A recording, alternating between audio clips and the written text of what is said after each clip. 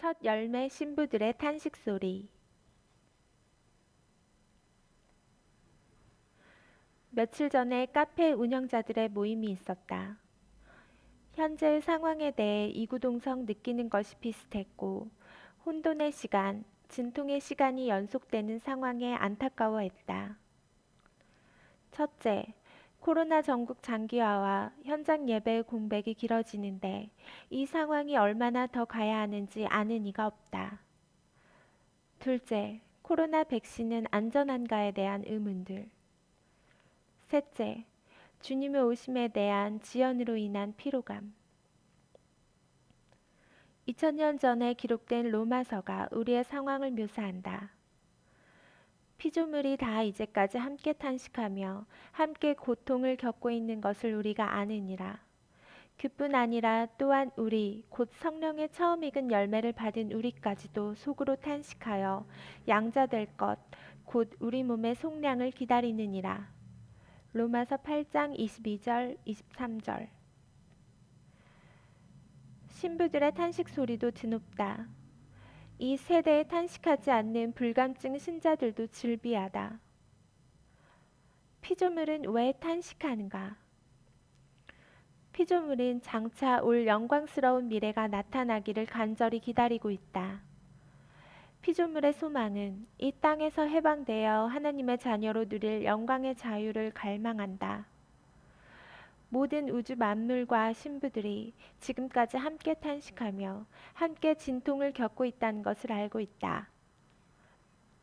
우리는 몸의 속량, 휴거를 기다리며 탄식하는 여정에 있다.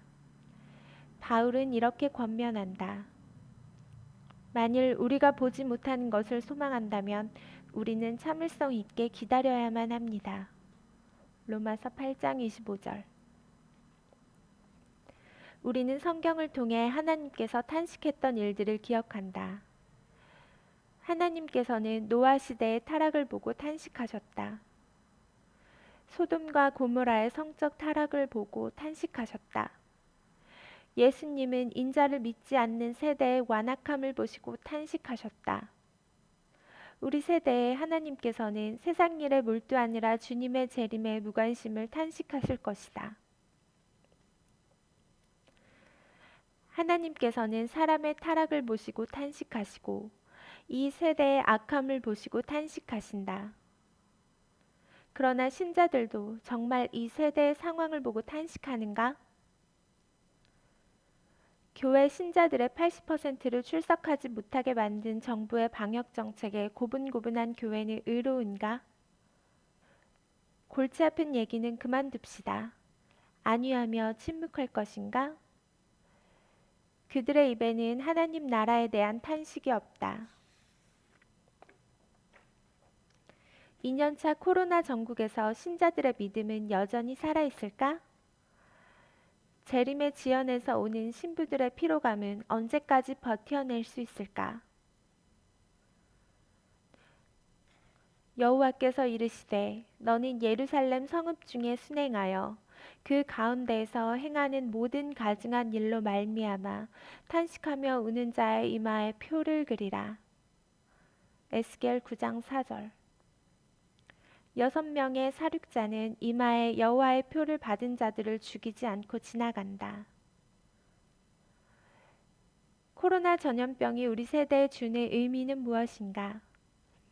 백신이 우리를 이전의 모습으로 데려다 줄 것인가?